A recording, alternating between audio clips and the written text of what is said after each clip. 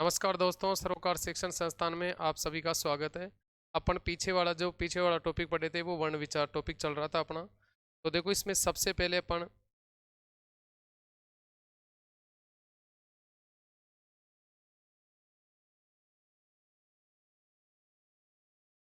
पहले इसमें कल अपन 3 शब्दों के बारे में बात करे थे। सबसे पहले अपना शब्द था हिंदी।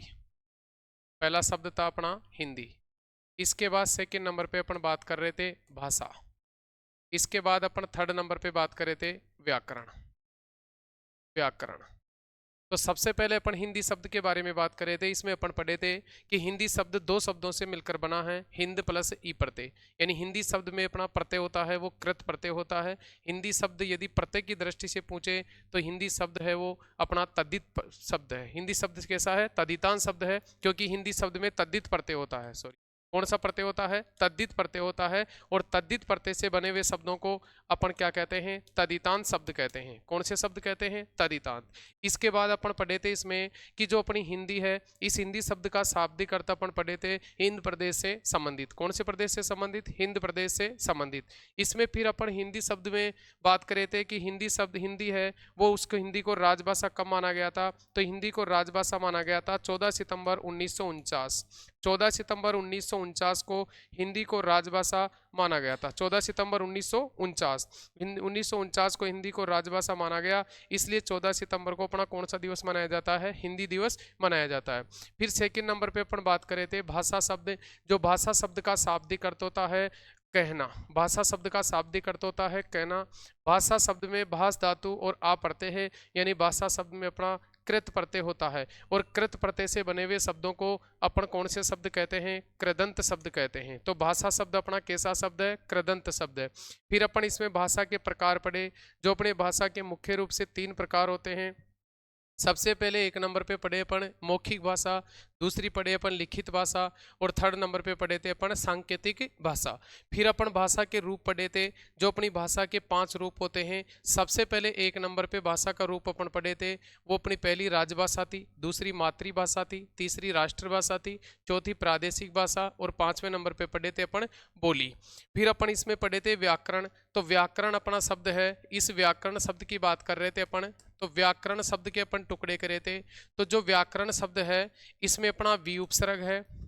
इसके बाद सेकंड नंबर पे आ उपसर्ग है। इसके बाद व्याकरण शब्द में अपनी क्री धातु है।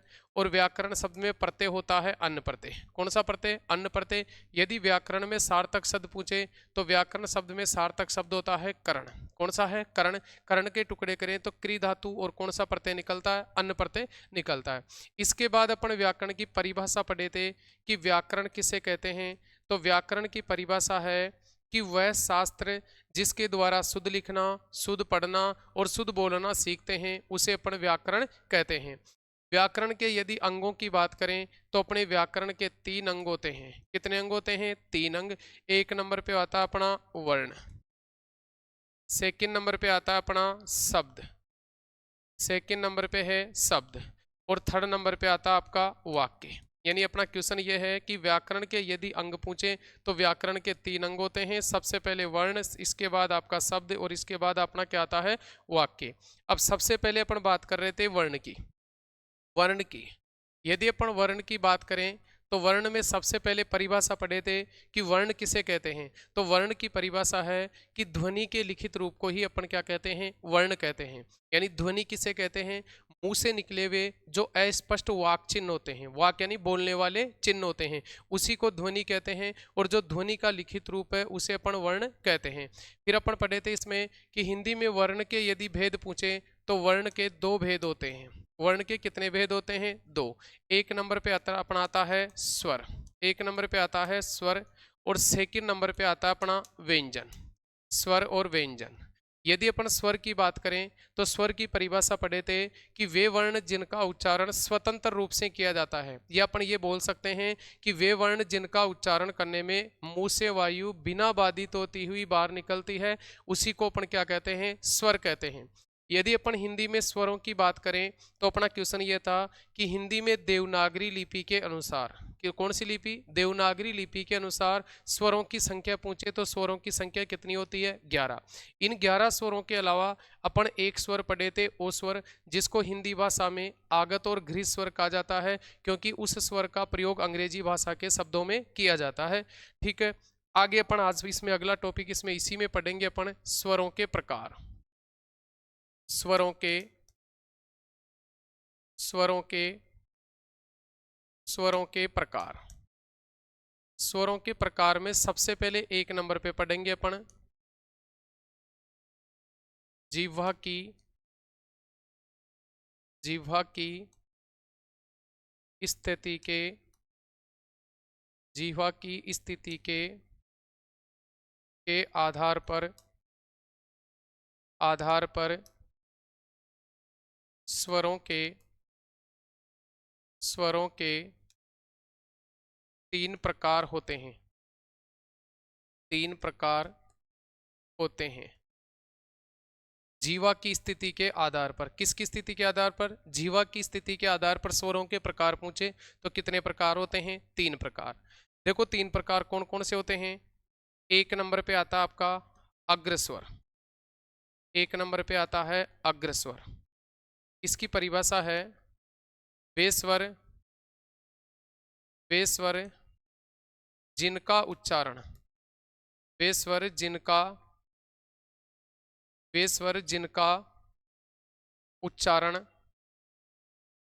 जिनका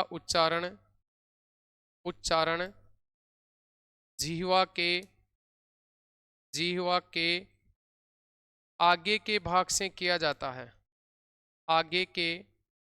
जीवा के आगे के भाग से किया जाता है। आगे के भाग से किया जाता है उन्हें अग्रस्वर कहते हैं। देखो अग्रस्वरों की परिभाषा है कि वे स्वर जिनका उच्चारण जीवा के आगे के भाग से किया जाता है उनको कौन से स्वर कहते हैं? अपन अग्रस्वर कहते हैं। कि वे स्वर जिनका उच्चारण जीवा के आगे के भाग से किया जाता है उन्हें कौन से स्वर कहते हैं? अग्रस्वर कहते हैं। यदि अपन स्वरों के प्रकार की बात कर रहे हैं, लेकिन स्वरों के प्रकार में पहला स्वरों का प्रकार पढ़ रहे हैं, जीवा की स्थिति के आधार पर स्वरों के 3 प्रकार होते हैं। अब अपन इसमें पहले क्वेश्चन ये पढ़े थे कि हिंदी में देवनागरी लिपि के अनुसार स्वरों की संख्या कितनी होती है? 11। तो जो 11 स्वर है उन 11 स्वरों को अपने को 3 भागों में डिवाइड करना है। ठीक है, 3 कौन कौन से हैं? एक तो जीवा के आधार पर पहला होता है अग्रस्वर, दूसरा होता है मध्य स्वर और तीसरा होता है पश्च स्वर। यानी वे स्वर जिनका उच्चारण जीवा के आगे के भाग से किया जाता है उन्हें अपन अग्रस्वर कहते हैं, और वे स्वर जिनका उच्चारण जीवा के मध्य के भाग से किया जाता है उन्हें अपन मध्य स्वर कहते हैं, और वे स्वर जिनका उच्चारण जीवा के पीछे के भाग से किया जाता है उन्हें अपन पश्च स्वर कहते हैं। तो सबसे पहले अग्रस्वरों की बात करें तो अग्रस्वरों की संख्या 5 होती है। जैसे अपन इसमें अग्रस्वर में आएगा आपका ई, ए, आई और री। ये 5 आपके कौन से स्वर होते हैं? अग्रस्वर। 5 कौन से स्वर होते हैं? अग्रस्वर। कि वे स्वर जिनका उच्चारण जीवा के आगे के भाग से किया जाता है वो कौन से स्वर कहलाते हैं? अग्रस्वर कहलाते हैं।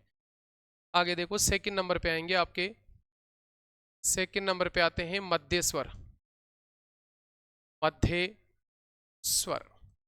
मध्य स्वर की परिभाषा है वे स्वर जिनका उच्चारण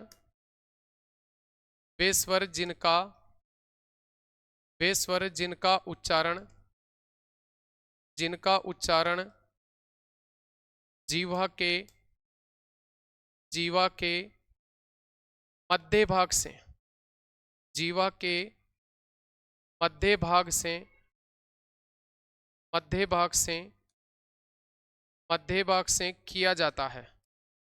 मध्य भाग से किया जाता है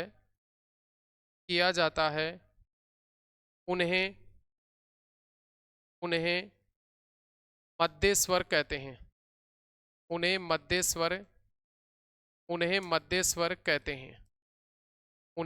स्वर कहते हैं। तो इसकी परिभाषा हो गई कि वे स्वर जिनका उच्चारण जीवा के मध्य के भाग से किया जाता है उन्हें कौन से स्वर कहते हैं? मध्य स्वर कहते हैं।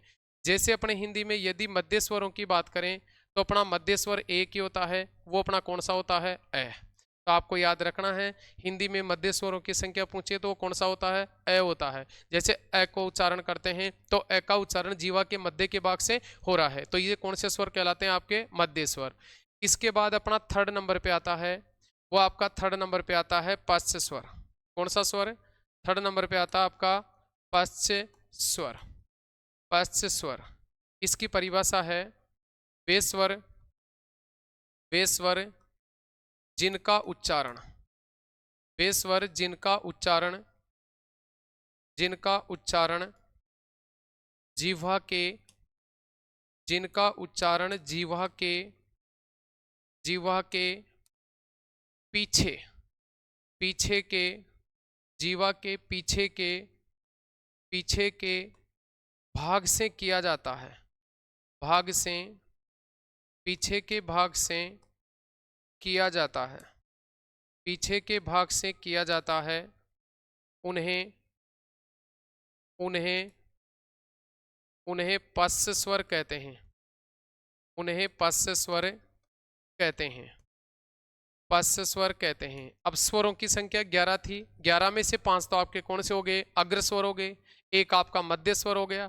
अब बाकी बच गए आपके, वो आपके कौन से स्वर होते हैं, पश्च स्वर होते हैं।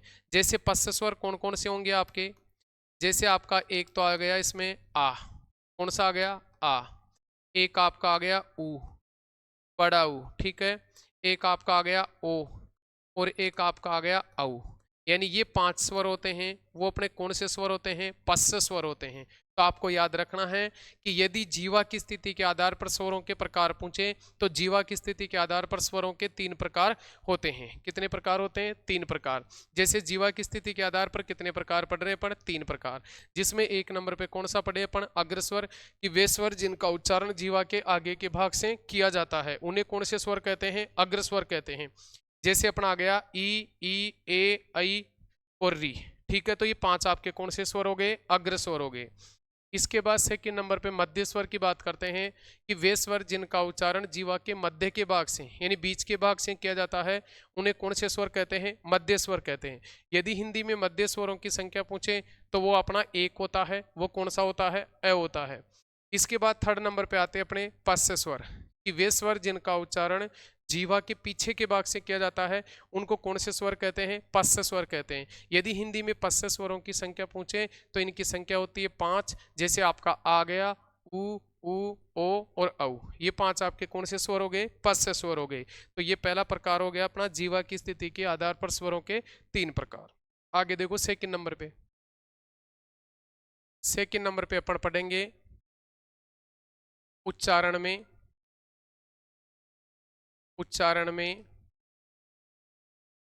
उच्चारण में लगने वाले, उच्चारण में लगने वाले, लगने वाले समय के आधार पर, समय के, समय के आधार पर, उच्चारण में लगने वाले समय के आधार पर, आधार पर या मात्रा के आधार पर, या मात्रा के, मात्रा के, मात्रा के आधार पर, मात्रा के आधार पर, आधार पर स्वरों के, स्वरों के 3 प्रकार होते हैं, स्वरों के 3 प्रकार होते हैं। स्वरों के कितने प्रकार होते हैं, 3 प्रकार। यानी उच्चारण में लगने वाले समय के आधार पर या मात्रा के आधार पर यदि अपन स्वरों की बात करें तो अपने हिंदी में स्वरों के 3 प्रकार होते हैं। देखो 3 प्रकार कौन कौन से होते हैं इसमें, तो 3 प्रकार में सबसे पहले 1 नंबर पे आता है, वो आपका आता है रीस्व स्वर, या इसी को बोलते हैं अपन लघु स्वर।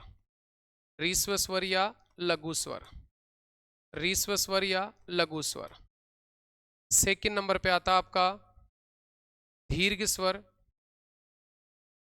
सेकंड नंबर पे आता है दीर्घ स्वर, या इसी को बोलते हैं गुरु स्वर, दीर्घ स्वर या गुरु स्वर। और थर्ड नंबर पे आता है, वो आपका आता है प्लुत स्वर, थर्ड नंबर पे आता है प्लुत स्वर। थर्ड नंबर पे आ गया प्लुत स्वर। यानी कहने का मतलब ये है कि उच्चारण में लगने वाले समय के आधार पर यदि स्वरों के प्रकार पूछे तो 3 प्रकार होते हैं।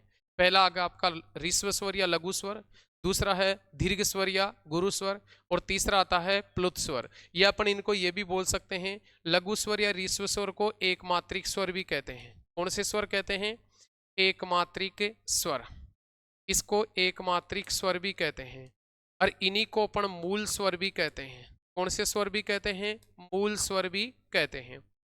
यदि सेकंड नंबर पे बात करें तो इसी को अपन द्विमात्रिक स्वर भी कहते हैं। कौन सा? द्विमात्रिक स्वर। इसी को द्विमात्रिक स्वर भी कहते हैं, और इन्हीं को अपन संयुक्त स्वर भी कहते हैं। कौन से स्वर? संयुक्त। या इसी को अपन कौन से स्वर भी कहते हैं? संधि स्वर भी कहते हैं। यदि इसकी प्लुत स्वर की बात करें तो इसको अपन त्रिमात्रिक स्वर कहते हैं। कौन सा स्वर? त्रिमात्रिक स्वर। अब देखो, सबसे पहला क्वेश्चन तो अपन इसमें ये पढ़ेंगे एक नंबर पे, ह्रस्व स्वर, लघु स्वर या एक मात्रिक स्वर। तो सबसे पहले एक नंबर पे आता है अपना, एक नंबर पे आता है आपका ह्रस्व स्वर। ह्रस्व स्वर या इसी का दूसरा नाम है लघु स्वर। ह्रस्व स्वर या लघु स्वर, इसकी परिभाषा होती है वे स्वर जिनका उच्चारण करने में, वे स्वर जिनका उच्चारण करने में, जिनका उच्चारण करने में वे स्वर जिनका उच्चारण करने में कम समय लगता है। वे स्वर जिनका उच्चारण करने में कम समय लगता है, उन्हें लघु स्वर कहते हैं। उन्हें लघु स्वर कहते हैं। वे स्वर जिनका उच्चारण करने में कम समय लगता है उन्हें लघु स्वर कहते हैं। अपने लघु स्वरों की बात करें तो हिंदी में लघु स्वर होते हैं आपके जैसे आपका आ गया ए, ई, उ और री। यानी हिंदी में लघु स्वरों की संख्या कितनी होती है? 4। तो आपको याद रखना है कि यदि अपन को ह्रस्व स्वर पूछे या लघु स्वर पूछे या एक मात्रिक स्वर पूछे तो इनकी संख्या कितनी होती है? 4। जो कौन कौन से होते हैं आपके? एक तो ए होगा, एक ई, एक उ और एक आपकी री। तो लघु स्वरों की संख्या कितनी हो गई? 4। इसके बाद में सेकंड नंबर पे अपना ये आता है, वो अपन सेकंड नंबर पे पढ़ेंगे दीर्घ स्वर। सेकंड नंबर पे आता आपका दीर्घ स्वर, या इन्हीं का दूसरा नाम है वो है गुरु स्वर। दीर्घ स्वर या गुरु स्वर, तो इसकी परिभाषा होगी वे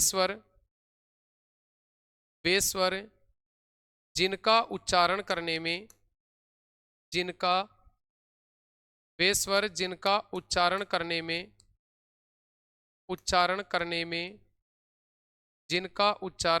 में लघु स्वर से, जिनका उच्चारण करने में लघु स्वरों से दुगुना समय लगता है। लघु स्वरों से दुगुना समय लगता है, दुगुना समय लगता है। उन्हें दीर्घ स्वर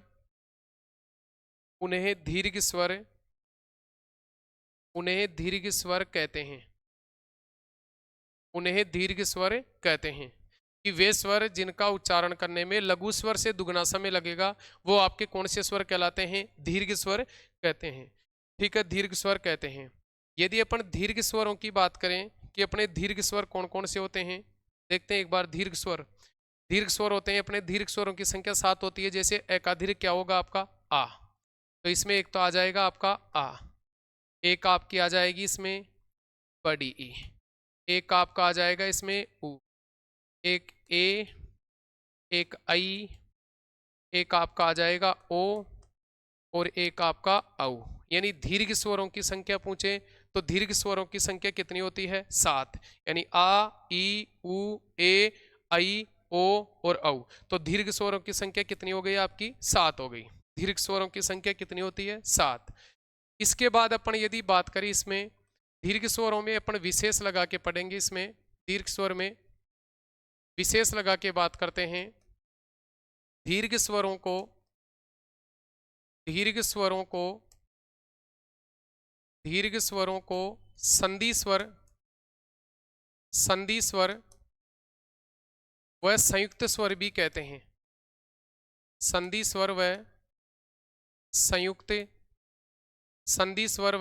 स्वर भी कहते हैं।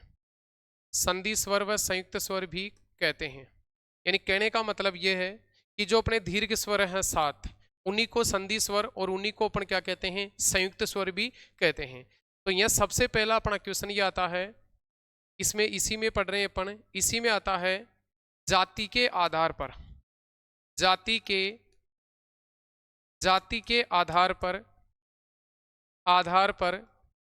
दीर्घ स्वरों को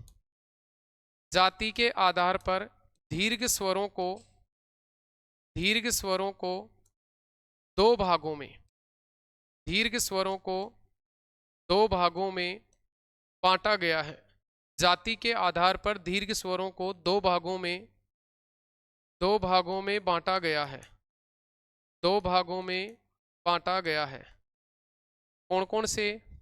एक नंबर पे तो आते हैं आपके सजातीय स्वर। एक नंबर पे आते हैं सजातीय स्वर। एक नंबर पे आते हैं आपके सजातीय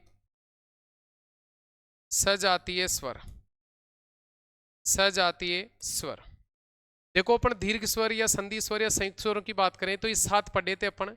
जैसे आपका आ, जैसे आपकी बड़ी ई, बड़ा ऊ, जैसे आपका ए, आई, आपका ओ और ये औ।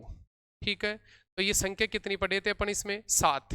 ठीक है, अब अपना कहने का मतलब ये है कि जो जाति के आधार पर जो अपने दीर्घ स्वर हैं, इन दीर्घ स्वरों को अपन जाति के आधार पर दो भागों में बांट सकते हैं। यानी कहने का मतलब है दीर्घ स्वरों की संख्या 7 है, तो इन 7 स्वरों को अपन जाति के आधार पर दो भागों में बांट रहे हैं।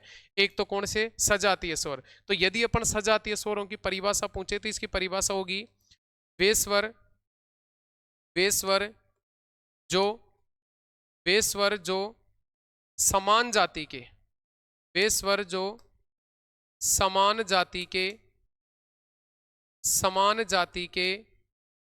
स्वरों से, वे स्वर जो समान जाति के स्वरों से मिलकर बने हैं।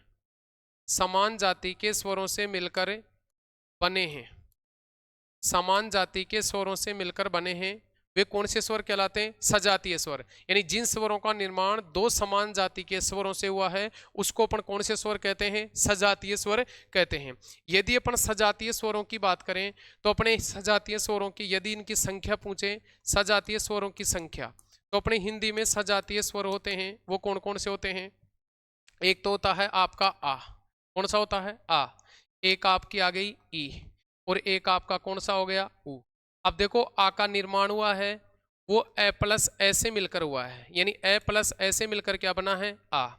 और आपकी छोटी ई और छोटी ई मिलकर क्या बनी है? आपकी बड़ी ई बनी है। ठीक है, इसके बाद आपका छोटा ऊ और छोटा ऊ मिलकर क्या बना? आपका बड़ा ऊ। क्या बना है? बड़ा ऊ। तो कहने का मतलब है ए प्लस ए दोनों समान जाति के हैं, तो ए और ए से मिलकर क्या बना है? आ। और ई से मिलकर क्या बनी है? बड़ी ई। और छोटा ऊ और छोटा ऊ से मिलकर क्या बना है? बड़ा ऊ बना है। देखो इसको अपन एक बार ऊपर भी देखते हैं, एक बार ऊपर देखते हैं। यहाँ पर देखो यदि अपन 3 है, अपन सजातीय स्वरों की 3, जैसे मान लो आपका है इसमें है ए प्लस ए, ए प्लस ए, तो ए और ए मिलकर क्या बना है? आ। उसी प्रकार आपकी ई प्लस ई और ई मिलकर क्या बन गई? बड़ी। यदि अपन इसमें बात करें तो ऊ प्लस ऊ मिलकर आपका क्या बन गया? बड़ा ऊ। कहने का मतलब है एक तो आपका आ, एक आपकी बड़ी ई, एक आपका बड़ा ऊ, ये तीनों अपने कौन से स्वर कहलाते हैं? सजातीय स्वर कहलाते हैं। यानी इनका निर्माण समान जाति के स्वरों से हुआ है। समान जाति के कैसे? जैसे ए प्लस ए है, दोनों अपने समान जाति के हैं। जैसे ई प्लस ई है, दोनों समान जाति के हैं। ऊ प्लस ऊ है, दोनों समान जाति के हैं। इसलिए अपन सजातीय स्वरों की संख्या पूछे तो कितनी होती है? 3। इसके बाद अपन इसमें सेकंड नंबर पे बात करते हैं। वो सेकंड नंबर पे आते हैं आपके विजातीय स्वर।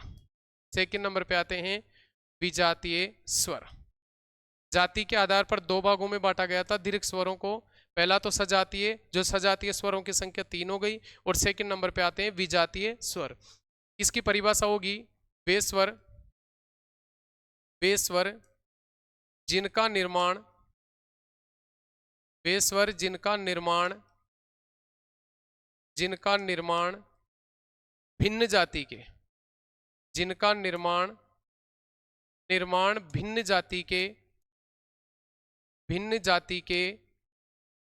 जाति के स्वरों से होता है। भिन्न जाति के स्वरों से होता है, उन्हें विजातीय स्वर कहते हैं। उन्हें विजातीय स्वर कहते हैं। कौन से स्वर कहते हैं उसको? विजातीय स्वर कहते हैं। यदि अपन विजातीय स्वरों की बात करें तो जैसे आपके विजातीय स्वर हैं वो कौन से हैं? एक तो ए, एक आई, एक आता आपका ओ, और एक आता आपका औ। ये आपके 4 स्वर हैं, वो कौन से स्वर कहलाते हैं? विजातीय स्वर कहलाते हैं। यानी वे स्वर जिनका निर्माण भिन्न जाति के स्वरों से हुआ है वो आपके कौन से स्वर कहलाते हैं? विजातीय स्वर कहलाते हैं।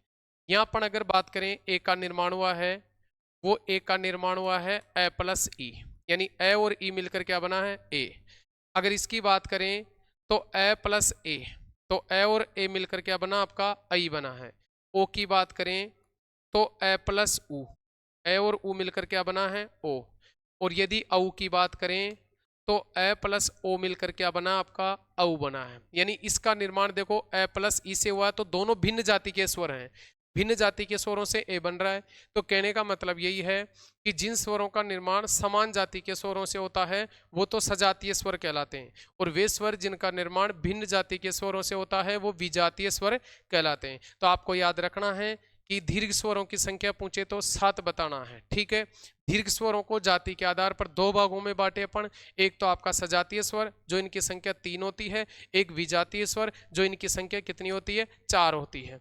इसके बाद देखो आगे इसी में अपन पढ़ते हैं।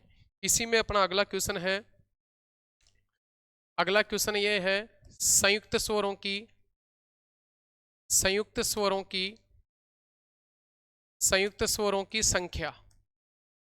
संयुक्त स्वरों की संख्या 4 होती है। संयुक्त स्वरों की संख्या 4 होती है। तो आपको याद रखना, अगर हिंदी में संयुक्त स्वरों की संख्या पूछे तो कितनी होती है? 4। यानी अपने जो विजातीय स्वर हैं वो चारों स्वर आपके कौन से स्वर भी कहलाते हैं? संयुक्त स्वर भी कहलाते हैं। जैसे आपका ए, जैसे आई, जैसे ओ, और आपका ये औ, ये चारों स्वर कौन से स्वर कहलाते हैं? आपके संयुक्त स्वर भी कहते हैं। तो आपको याद रखना है कि जो विजातीय स्वर हैं उनको संयुक्त स्वर भी कहते हैं। यह इसकी परिभाषा पूछे तो इसकी परिभाषा होगी कि वे स्वर जो 2 अलग अलग स्वरों से मिलकर बने हैं उन्हें अपन संयुक्त स्वर कहते हैं। और हिंदी में संयुक्त स्वरों की संख्या पूछे तो संयुक्त स्वरों की संख्या कितनी होती है? 4 होती है। कितनी होती है? 4 होती है। आगे देखो, इसी में अपन आगे पढ़ेंगे।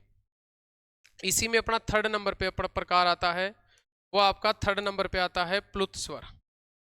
कौन सा स्वर आता है? प्लुत स्वर। यानी अपन उच्चारण में लगने वाले समय के आधार पर पढ़ रहे थे, तो उच्चारण में लगने वाले समय के आधार पर स्वरों के 3 भेद पढ़े। पहला पढ़े अपन लघु स्वर, दूसरा पढ़े दीर्घ स्वर, अब तीसरा पढ़ेंगे प्लुत स्वर। इस प्लुत स्वर का यदि दूसरा नाम पूछे तो भैया इसको त्रिमात्रिक स्वर भी कहते हैं। कौन से स्वर कहते हैं? त्रिमात्रिक स्वर। यानी इसकी 3 मात्राएं लगती है, त्रिमात्रिक स्वर। इसकी परिभाषा होती है वे स्वर जिनका उच्चारण करने में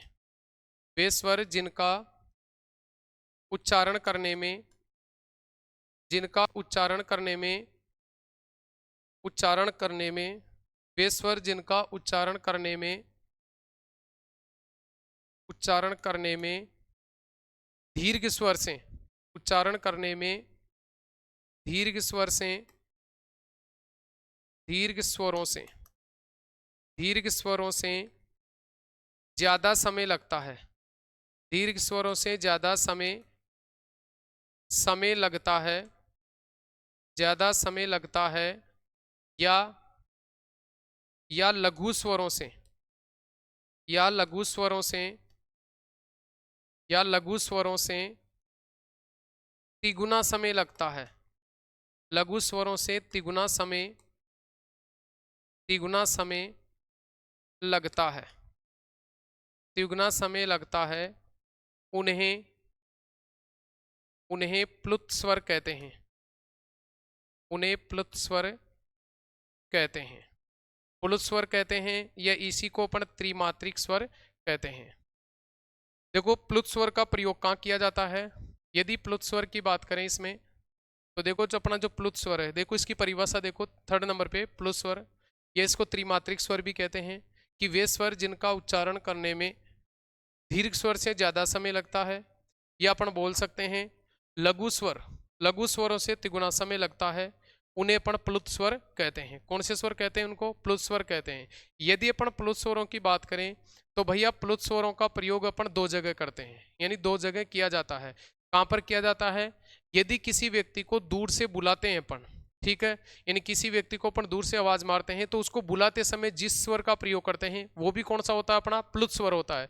और एक अपन संस्कृत का मंत्र उच्चारण करते हैं, जैसे अपन जल चढ़ाते हैं ओम नमः शिवाय, तो जो ये ओम शब्द है आपका, वो भी किस में आता है? आपका प्लुत स्वर में आता है। जैसे अपन इसमें देखो आगे देखते हैं, 1 नंबर पे आता है, सबसे पहले 1 नंबर पे है किसी व्यक्ति को दूर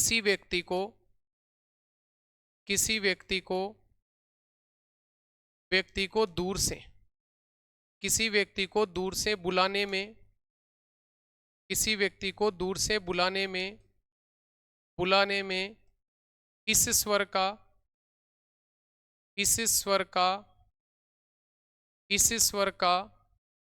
प्रयोग किया जाता है, इस स्वर का प्रयोग किया जाता है, इस स्वर का प्रयोग किया जाता है। यानी किसी व्यक्ति को अपन दूर से बुलाते हैं तो वहां भी अपन कौन से स्वर का प्रयोग करते हैं? प्लुत स्वर का। इसके बाद 2nd नंबर पे आता है आपको संस्कृत के मंत्र उच्चारण में, संस्कृत के मंत्र उच्चारण में, संस्कृत के मंत्र उच्चारण में इस स्वर का प्रयोग किया जाता है, इस स्वर का प्रयोग किया जाता है, इस स्वर का प्रयोग किया जाता है। जैसे अपन लिखते हैं ओम, क्या लिखते हैं? ओम। तो ये ओम भी आपका कौन सा स्वर है? प्लुत स्वर है। तो आपको याद रखना है, प्लुत स्वर की परिभाषा है कि वे स्वर जिनका उच्चारण करने में लघु स्वर से 3 गुना समय लगता है या दीर्घ स्वर से ज्यादा समय लगता है, वो प्लुत स्वर कहलाते हैं। यदि अपन प्लुत स्वरों का प्रयोग पूछे तो अपन किसी व्यक्ति को दूर से बुलाते हैं तो वहाँ प्लुत स्वर का प्रयोग करते हैं, और यदि जैसे अपन संस्कृत का मंत्र उच्चारण करते हैं तो वहाँ भी कौन से स्वर का प्रयोग किया जाता है? तो यह आपके प्लुत स्वर का प्रयोग किया जाता है। तो आपको याद रखना है, जैसे अपना ओम शब्द है वो अपना कैसा स्वर है? प्लुत स्वर है। तो ये अपन पढ़े थे उच्चारण में लगने वाले समय के आधार पर स्वरों के प्रकार। आगे देखो 3rd नंबर पे तीसरा प्रकार अपन पढ़ेंगे। इसमें तीसरा प्रकार है आपका ओष्ठ की आकृति, ओष्ठ की आकृति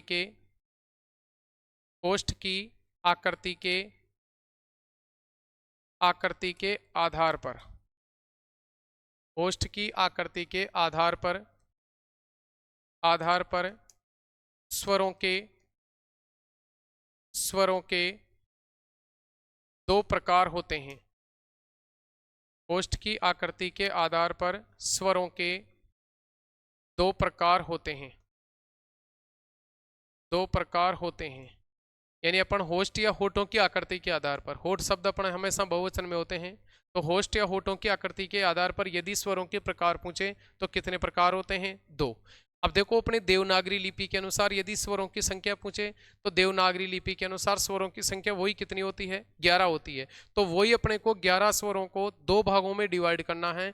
जो ये 2 प्रकार होते हैं, एक तो वर्ताकार स्वर होते हैं और एक होता अपना अवर्ताकार। तो अपने को जो वर्ताकार स्वर है और अवर्ताकार स्वर है उसमें पूरे 11 स्वर ध्यान देना है। तो देखो इसमें सबसे पहले अपना 1 नंबर पे आता है, वो आपका पहला आता है वर्ताकार स्वर। कौन सा आता है? वर्ताकार स्वर। 1 नंबर पे आता है वर्ताकार स्वर। इसकी परिभाषा है वे स्वर वे स्वर वे स्वर जिनका उच्चारण करने पर वे स्वर जिनका उच्चारण करने पर जिनका उच्चारण करने पर जिनका उच्चारण करने पर होठों की आकृति होठों की होठों की आकृति होठों की आकृति आकृति गोल हो जाती है। होठों की आकृति गोल हो जाती है। गोल हो जाती है। हो जाती है। उन्हें उन्हें वर्ताकार उन्हें वर्ताकार उन्हें वर्ताकार वर्ताकार स्वर कहते हैं। उन्हें वर्ताकार स्वर कहते हैं। भाई कहने का मतलब यह है कि वे स्वर जिनका उच्चारण करने पर होठों की आकृति, किसकी आकृति? होठों की आकृति गोल हो जाती है। यदि अपने होठों की आकृति कैसी हो जाती है? गोल हो जाती है, तो वो कौन से स्वर कहलाते हैं? अपने वर्ताकार। वर्त कैसा होता है? ऐसा होता गोल। तो जैसे अपन इसमें पढ़ेंगे, जैसे अगर अपन बात करें कि वर्ताकार स्वर कौन कौन से होते हैं, तो एक होता अपना उ जैसे ओ, और एक होता आपका औ। यानी 4 स्वर होते हैं, वो कौन से होते हैं? वर्ताकार। इसकी परिभाषा ये है कि वे स्वर जिनका उच्चारण करने, जैसे अपन बोलते हैं उ ओ औ, तो जैसे अपन उनका उच्चारण करते हैं उ ओ औ, तो इनका उच्चारण करते समय अपने होठों की आकृति या होस्ट की आकृति कैसे हो जाती है? गोल हो जाती है। इसलिए इनको कौन से स्वर कहते हैं? अपन वर्ताकार स्वर कहते हैं। आगे देखो सेकंड नंबर पे आता है इसी का, सेकंड नंबर पे आता है आपके अवर्ताकार स्वर। अवर्ताकार अवर्ताकार स्वर। इसकी परिभाषा आती है वे स्वर जिनका उच्चारण करने पर जिनका वे स्वर जिनका उच्चारण करने पर जिनका उच्चारण करने पर होस्ट की आकृति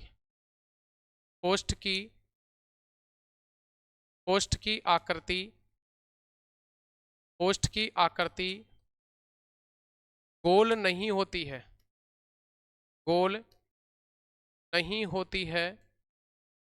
नहीं होती है। उन्हें अवर्ताकार स्वर कहते हैं। उन्हें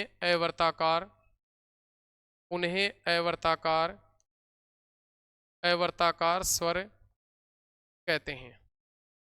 उन्हें कौन से स्वर कहते हैं? अवर्ताकार स्वर कहते हैं। यानी वे स्वर जिनका उच्चारण करने पर अपनी होठों की आकृति गोल नहीं होती है।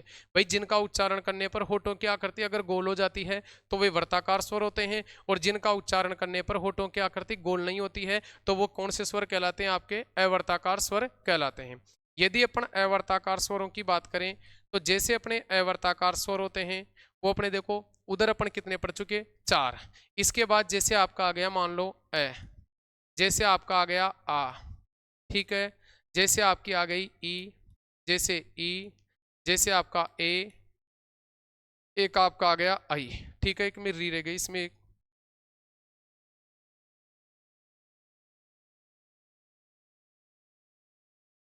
री, ए और ये आई। यानी अपने ये जो 7 स्वर हैं ये कौन से स्वर कहलाते हैं? अवर्ताकार स्वर कहलाते हैं। यानी अपने 4 स्वर तो वर्ताकार होते हैं और 7 स्वर होते हैं वो अवर्ताकार स्वर होते हैं। तो ये अपन 3rd नंबर पे प्रकार पढ़े होस्ट या होठों की आकृति के आधार पर स्वरों के 2 प्रकार, जिसमें पहला पढ़े वर्ताकार और दूसरा पढ़े अवर्ताकार। वर्त होता है अपना गोल होता है, तो इसकी परिभाषा ये होती है कि वे स्वर जिनका उच्चारण करने पर होठों की आकृति गोल हो जाती है वो तो वर्ताकार स्वर कहलाते हैं। तो अपने वर्ताकार स्वरों की संख्या 4 होती है, जैसे उ, ओ, औ। ठीक है। अवर्ताकार स्वर है कि वे स्वर जिनका उच्चारण करने पर होठों की आकृति गोल नहीं होती है, उन्हें अपन अवर्ताकार स्वर कहते हैं। जैसे अपना आ गया अ, आ, ई, री, ए, ऐ। तो ये अपने 7 स्वर हो गए, वो कौन से होते हैं? अवर्ताकार स्वर होते हैं। आगे देखो अपन अगला प्रकार पढ़ेंगे, इसमें 4 नंबर पे 4 नंबर पे अपन पढ़ेंगे मुखाकृति के मुखाकृति के मुखाकृति के आधार पर मुखाकृति के आधार पर स्वरों के मुखाकृति के आधार पर स्वरों के 4 प्रकार होते हैं। स्वरों के 4 प्रकार होते हैं। मुखाकृति के आधार पर स्वरों के कितने प्रकार होते हैं? 4 प्रकार। देखो सबसे पहला अपन पढ़े जीवा के आधार पर, दूसरा पढ़े उच्चारण में लगने वाले समय के आधार पर, तीसरा अपन पढ़े होस्ट की आकृति के आधार पर, और चौथा प्रकार इसका पढ़ेंगे अपन मुखाकृति के आधार पर स्वरों के कितने प्रकार? 4 प्रकार। देखो 4 कौन कौन से हैं? 1 नंबर पे आते हैं, वो आपके आते हैं समृत स्वर। 1 नंबर पे आएगा आपका समृत स्वर। 1 नंबर पे आएगा समृत स्वर। 2nd नंबर पे आता है अर्ध समृत, अर्ध समृत स्वर, अर्ध समृत स्वर, अर्ध समृत स्वर। इसके बाद 3 नंबर पे आता आपका विवृत स्वर। कौन सा आता है? विवृत स्वर। और 4 नंबर पे आता है अर्ध विवृत। 4 नंबर पे आता आपका अर्ध विवृत स्वर। 4 नंबर पे आ गया आपका अर्ध विवृत स्वर, अर्ध विवृत स्वर। 4 नंबर पे हो गया ये अर्ध विवृत स्वर, अर्ध विवृत स्वर। देखो सबसे पहले तो इसकी परिभाषा की बात करते हैं अपन कि समृत स्वर किसे कहते हैं, विवृत किसे कहते हैं, अर्ध विवृत किसे कहते हैं और अर्ध समृत किसे कहते हैं। सबसे पहले अपने सामने शब्द आ रहा है समृत। इस समृत शब्द का शाब्दिक अर्थ होता है बंद। समृत शब्द का शाब्दिक अर्थ क्या होता है? बंद होता है। लेकिन विवृत शब्द का शाब्दिक अर्थ होता है खुला हुआ। तो समृत स्वर की अगर अपन बात करें, इसकी सबसे पहले परिभाषा की बात करते हैं एक एक की। तो देखो सबसे पहले 1 नंबर पे आता है आपका, 1 नंबर पे सबसे पहले आता है समृत स्वर। 1 नंबर पे आता है आपके समृत स्वर, समृत स्वर, समृत स्वर। इसका शाब्दिक अर्थ होता है, इसका शाब्दिक अर्थ होता है, इसका शाब्दिक अर्थ, तो भैया इसका शाब्दिक अर्थ होता है बंद। यानी समृत शब्द का शाब्दिक अर्थ क्या होता है? बंद। यदि कि इसकी परिभाषा की बात करें तो इसकी परिभाषा होगी वे स्वर, वे स्वर, वे स्वर जिनका जिनका उच्चारण करने पर, वे स्वर जिनका उच्चारण करने पर मुख्य उच्चारण करने पर मुख लगभग बंद रहता है, मुख लगभग बंद रहता है, लगभग बंद रहता है, उन्हें लगभग बंद रहता है, उन्हें समृत स्वर कहते हैं, उन्हें समृत स्वर कहते हैं, उन्हें समृत स्वर कहते हैं। जैसे अगर अपन समृत स्वरों की बात करें तो अपने समृत स्वरों की संख्या 5 होती है। जैसे आपका आ गया ई, उ, और एक आपकी री। तो ये समृद्ध स्वरों की संख्या कितनी हो गई? 5। यानी अपने कुल देवनागरी लिपि के अनुसार स्वरों की संख्या 11 होती है। उन 11 में से यदि अपने को समृद्ध स्वर पूछे तो अपने समृद्ध स्वरों की संख्या कितनी होती है? 5। इसके बाद अपन बात करते हैं, देखो सेकंड नंबर पे, सेकंड नंबर पे आता है आपका अर्ध समृद्ध स्वर। अर्ध अर्ध समृद्ध स्वर, अर्ध समृद्ध स्वर। तो इसकी परिभाषा होगी वे स्वर जिनका उच्चारण करने में, वे स्वर जिनका उच्चारण करने में, जिनका उच्चारण करने पर, वे स्वर जिनका उच्चारण करने पर मुंह आधा बंद रहता है, मुंह आधा बंद रहता है, आधा बंद रहता है, आधा बंद रहता है, उन्हें अर्ध समृद्ध स्वर कहते हैं। उन्हें अर्ध समृद्ध स्वर, उन्हें अर्ध समृद्ध स्वर कहते हैं। उन्हें अर्ध समृद्ध स्वर कहते हैं। देखो वे स्वर जिनका उच्चारण करने पर मुंह अपना आधा बंद रहता है, उनको कौन से स्वर कहते हैं? अर्ध समृद्ध स्वर कहते हैं। अपने अर्ध समृद्ध स्वरों की संख्या 2 होती है। जैसे आपका एक तो आ गया ए और सेकंड आता आपका ओ, यानी ए और ओ, ये दो आपके कौन से स्वर होते हैं? अर्ध समृद्ध स्वर होते हैं। इसके बाद अपन थर्ड नंबर पे बात करते हैं, वो आपका थर्ड नंबर पे आता है विव्रत स्वर। विव्रत स्वर, देखो विव्रत स्वर में सबसे पहले इसका शाब्दिक अर्थ होता है, इसका शाब्दिक अर्थ, विव्रत शब्द का शाब्दिक अर्थ। तो विव्रत शब्द का शाब्दिक अर्थ पूछे अपने को तो इसका शाब्दिक अर्थ होता है खुला हुआ। क्या होगा? खुला हुआ। यानी समृद्ध शब्द का शाब्दिक अर्थ तो अपन क्या पढ़े? बंद। लेकिन विव्रत शब्द का शाब्दिक अर्थ क्या होता है? खुला हुआ। यानी वे स्वर जिनका उच्चारण करने पर अपना मुंह पूरा खुल जाता है, वो कौन से स्वर कहलाते हैं? आपके विव्रत स्वर कहलाते हैं। तो इसकी परिभाषा हो गई अपनी, वे स्वर जिनका उच्चारण करने पर, वे स्वर जिनका उच्चारण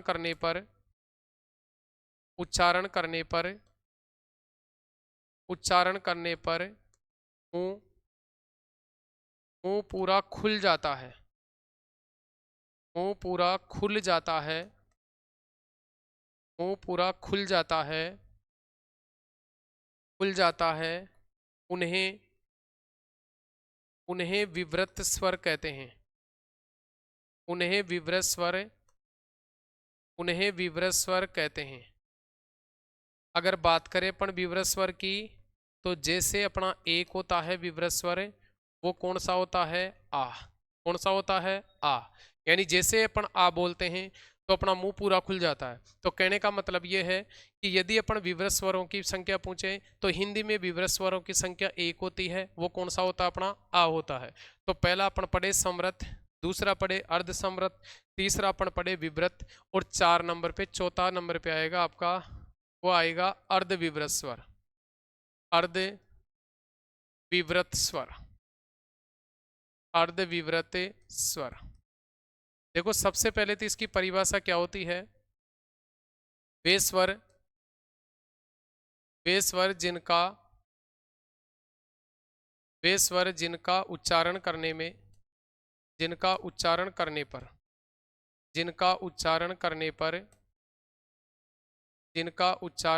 पर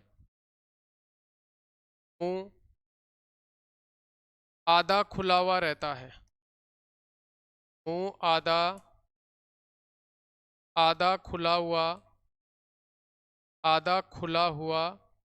रहता है, आधा खुला हुआ रहता है, उन्हें अर्धविव्रत,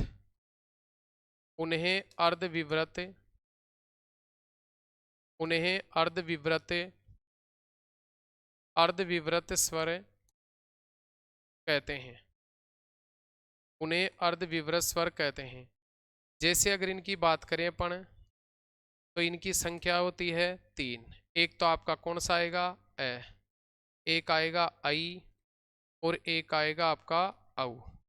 यानी कहने का मतलब ये है कि अपन समरस स्वरों की संख्या 5 पढ़े, अर्ध समरस स्वरों की संख्या 2 पढ़े, एक अपन कौन सा पढ़े, विवृत स्वर पढ़े, और 3 आपके कौन से स्वर हो गए, अर्धविवृत स्वर हो गए। यानी कहने का मतलब यह है कि यदि अर्धविवृत स्वरों की संख्या पूछे तो इनकी संख्या कितनी होती है, 3 होती है। और इसकी परिभाषा होती है कि वे स्वर जिनका उच्चारण करने पर मुंह आधा खुला हुआ रहता है उन्हें कौन से स्वर कहते हैं, अपन अर्धविवृत स्वर कहते हैं। तो ये अपना 4 नंबर पे चौथा प्रकार अपन पढ़े थे, मुखाकृति के आधार पर, यानी अपनी मुंह की आकृति के आधार पर यदि स्वरों की बात करें तो ये स्वरों की संख्या कितनी पढ़े, अपन 4 प्रकार पढ़े। जो पहला कौन सा पढ़े, समरस स्वर जिनकी संख्या 5 होती है, अर्ध समरस स्वर जिनकी संख्या 2 होती है, विवृत स्वर अपना 1 होता है, वो कौन सा होता है, आ। यदि अर्धविवृत की बात करें तो अपने अर्धविवृत स्वरों की संख्या होती है 3। एक तो आपका ए होता है, एक आई, और एक आपका औ होता है।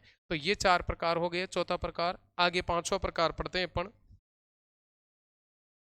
5 नंबर पे आता आपका उत्पत्ति के आधार पर। उत्पत्ति के आधार पर, उत्पत्ति के आधार पर स्वरों के 2 प्रकार होते हैं। उत्पत्ति के आधार पर स्वरों के 2 प्रकार होते हैं। उत्पत्ति के आधार पर स्वरों के कितने प्रकार होते हैं, 2 प्रकार। देखो 2 प्रकार कौन कौन से होते हैं। 1 नंबर पे आते हैं मूल स्वर, मूल स्वर, और 2 नंबर पे आते हैं संधि स्वर, मूल स्वर या संधि स्वर। देखो उत्पत्ति के आधार पर स्वरों के प्रकार पूछे तो 2 प्रकार होते हैं। पहला तो कौन सा हो गया, मूल स्वर, और दूसरा आपका कौन सा होता है, संधि स्वर। अब सबसे पहले अपन 1 नंबर पे बात करते हैं मूल स्वर की। तो इसकी परिभाषा होगी, वे स्वर जिनकी उत्पत्ति, वे स्वर जिनकी उत्पत्ति स्वयं हुई, जिनकी उत्पत्ति स्वयं हुई हो उन्हें, वे स्वर जिनकी उत्पत्ति स्वयं होती है, वे स्वर जिनकी उत्पत्ति स्वयं होती है, स्वयं होती है, उन्हें मूल स्वर कहते हैं। उन्हें मूल स्वर कहते हैं। तो हिंदी में यदि मूल स्वरों की संख्या पूछे तो मूल स्वरों की संख्या होती है 4। मूल स्वरों की संख्या कितनी होती है, 4। कौन कौन से होते हैं, एक तो ए, एक ई, एक ऊ, और एक आती है आपकी री। तो आपको याद रखना है कि वे स्वर जिनकी उत्पत्ति स्वयं हुई हो, ठीक है ना, स्वयं उत्पत्ति हुई है, वो कौन से स्वर कहलाते हैं, मूल स्वर कहलाते हैं। तो यदि हिंदी में मूल स्वरों की संख्या पूछे तो वो कितनी होती है, 4 होती है। अब इसका देखो दूसरा प्रकार अपन पढ़ते हैं। दूसरा प्रकार है संधि स्वर। 2 नंबर पे आते हैं आपके संधि स्वर। 2 नंबर पे कौन से स्वरों की बात कर रहे हैं अपन, संधि स्वर। संधि स्वर, तो देखो संधि स्वरों की परिभाषा होती है, दो अलग अलग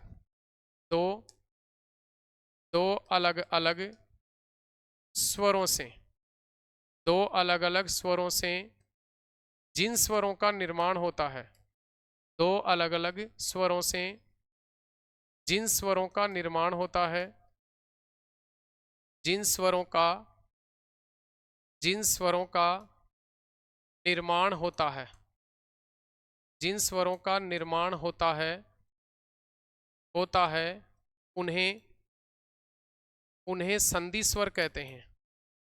उन्हें संधि स्वर कहते हैं। यानी 2 अलग अलग स्वरों से जिन स्वरों का निर्माण होता है उन्हें कौन से स्वर कहते हैं, संधि स्वर कहते हैं। जैसे आपके संधि स्वर आएंगे, जैसे आपका आ, जैसे ई, जैसे आपका ऊ के बाद जैसे अपन इसमें आ जाएगा आपका ए आई, ऊ के बाद आपकी आ गई ए आई ओ और औ। तो ये अपने संधि स्वरों की संख्या पूछे तो कितनी हो गई? 7। तो आपको याद रखना है उत्पत्ति के आधार पर स्वरों के 2 प्रकार होते हैं। पहला अपन पढ़े मूल स्वर, जो मूल स्वरों की संख्या 4 होती है, ए ई उ और री। और यदि अपन संधि स्वरों की बात करें तो 2 अलग अलग स्वरों से जिन स्वरों का निर्माण होता है उनको संधि स्वर कहते हैं। यदि हिंदी में संधि स्वरों की संख्या पूछे तो 7 होती है, जो अपन कौन से पढ़े? आ ई उ ए आई ओ और औ। तो ये आज अपन स्वरों के प्रकार पढ़े थे। नेक्स्ट क्लास में इसी में आगे अपन अगला प्रकार पढ़ेंगे, वो पढ़ेंगे उच्चारण स्थान के आधार पर स्वरों का प्रकार। धन्यवाद, थैंक यू, आज यहाँ तक।